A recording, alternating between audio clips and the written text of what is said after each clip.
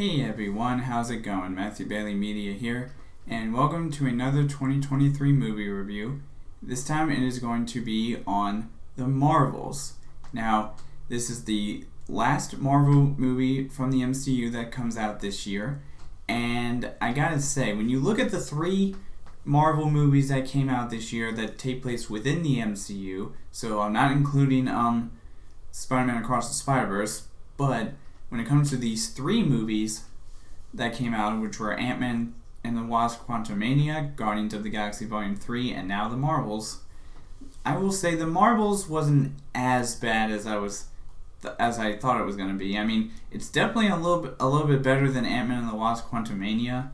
I can definitely say that, but it's not as good as Guardians 3 in my opinion. I mean, it was nice to see a little bit of nostalgia when it came to certain characters who were featured in shows and movies. And again, it's just like with some things, you do have to watch the shows in order to understand why certain characters are in the movies. Like, again, you had to basically watch WandaVision in order to understand why Scarlet Witch was in Multiverse of Madness. And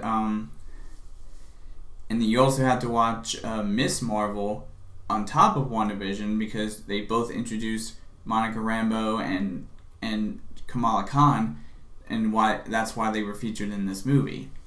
Now, I will say there were some moments in the movie that I thought were like, it felt like there was something missing story-wise for some of the scenes, and I will say the effects on when they were switching and how they were learning to like sync themselves using their powers, I thought that was the one good thing about the movie. If I had to say which character I liked the most in this movie, funny enough, I actually think I kind of like Kamala Khan in this movie. Miss Marvel herself from the show. Now, that was one of the shows that not many people enjoyed or whatever, because it was revealed that she was because not only did they change her her origin of being an Inhuman to being a mutant, but they based a lot of the story in the show not many people were enjoying, but the way she was portrayed in this movie, however, she actually seems like she did way better in this movie than she did in her show. And I think the same can be said for Monica Rambeau. Her character in WandaVision and how we see her in the Marvels. I guess that her character was the main person who had like a big growth as a character, sort of. If I had to say which character I did not like at all, I would have to say maybe the villain. But if I had to choose who came second, you may find this surprising, but I actually think that Captain Marvel herself didn't really get that much character development in this movie, just in my opinion. I mean, I will say I did like that the tone of her interacting with other characters was a lot better than what we saw in the first Captain Marvel, but I have to say, I think this movie wasn't as good as I was hoping, even though, like I said, we got to see some somewhat minor and major cameos throughout the movie, especially during the end credits scenes. There are two post-credits scenes, one that's right before the credits and one in the middle of the credits. And the one that happened in the middle of the credits I thought was pretty crazy.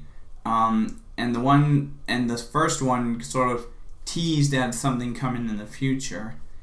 And I'm curious how well that's going to end up being.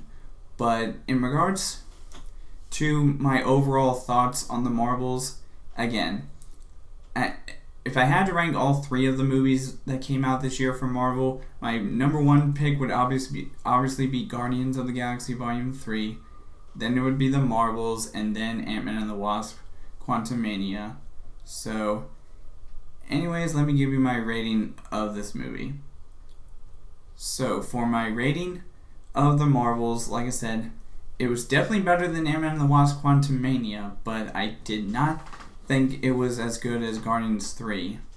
So I'm gonna give it like a middle rating of 3.5 out of 5. I think if I remember correctly, I gave Quantumania a 3 out of 5, and I gave Guardians a 4 out of 5. So this is like in the middle with 3.5 to me. So anyways, that's all for now in this 2023 movie review. Now, the next movie I'm planning to see in the theaters for sure after this is our Trolls Band Together and Hunger Games. Not sure which review will come out first from those two, but keep an eye out for those.